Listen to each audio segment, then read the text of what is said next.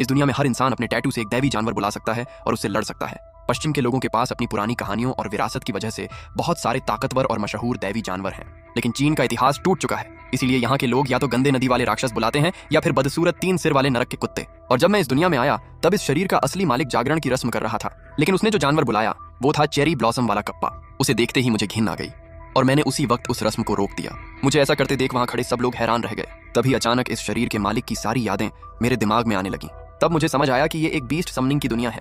यहाँ अगर तुम किसी दैवी जानवर का असली नाम बोल दो तो तुम्हें स्वर्गीय टैटू मिल जाता है और उसकी ताकत जाग जाती है। मैं अभी ये सब समझ ही रहा था कि तभी एक जोरदार थप्पड़ ने मुझे होश में ला दिया। वो मेरी एक्स ल्यू रुयान थी। मुझे जागरण में फेल होता देख उसने सबके सामने मुझसे रिश्ता तोड़ दिया और उसी समय अकादमी के जीनियस सुचेन के साथ खड़ी हो गई। सुचेन ने जानबूझकर अपना टैटू मुझे दिखाया और घमंड से बोला कि उसने ए रैंक का बहुत ताकतवर जानवर जगाया है, 3 सिर वाला हेल हाउंड।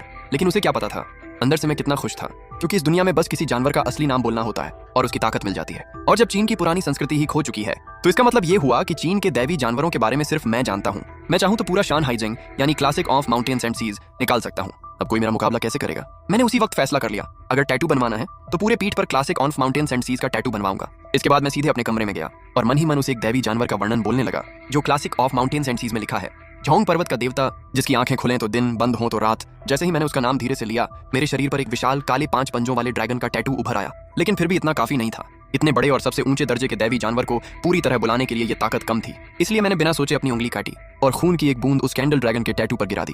अगले ही पल एक भयानक ड्रैगन की दहाड़ पूरे अकादमी में गूंज उठी। फिर आसमान में अचानक कैंडल ड्रैगन का विशाल रूप दिखाई दिया। वो बादलों के बीच उड़ रहा था। उसके पंजे सूरज की रोशनी में चमक रहे थे और उसकी मौजूदगी इतनी डरावनी थी कि पूरा आसमान कांप उठा। अकादमी के सारे छात्र डर और हैरानी में जम गए। यहाँ तक कि डीन भी उसकी ताकत देखकर दंग रह गया। उसे साफ महसूस हो गया कि यह ताकत एसएसएस रैंक से भी ऊपर है। उसने तुरंत आदेश दिया कि इस महान जीनियस को ढूंढो। मैं कामयाब हो चुका था। अगली सुबह कैफेटेरिया में मेरी मुलाकात इस शरीर की बचपन की दोस्त युन जिवेई से हुई। उसने मेरी नाकामी का मजाक नहीं उड़ाया, बल्कि प्यार से मुझे दिलासा दिया। उसने कहा कि वो मेरे लिए और पवित्र बीस्ट स्क्रॉल ढूंढेगी ताकि मैं जल्दी जाग सकूं और मजबूत बन सकूं। लेकिन सुचेन अब भी मुझे बेकार समझता था, इसलिए उसने शूशान और लीदा चुआन को मुझसे लड़ने भेज दिया। मैं बस हल्का सा हंसा। मेरी हंसी देखकर शूशान गुस्से से पागल हो गया और उसने तुरंत अपना 2 सिर वाला हाउंड बुला लिया। लेकिन मेरे कैंडल ड्रैगन के सामने उसकी कोई औकात नहीं थी। मेरा ड्रैगन एक ही पल में उस जानवर को निकल गया और अगले ही पल उसकी सिर्फ राख बची। इतना ही नहीं, शूशान का बीस्ट टैटू भी गायब हो गया। ये देखकर लीदा चुआन भी आग बबूला हो गया। वो भी अपना जानवर कप्पा बुलाने ही वाला था।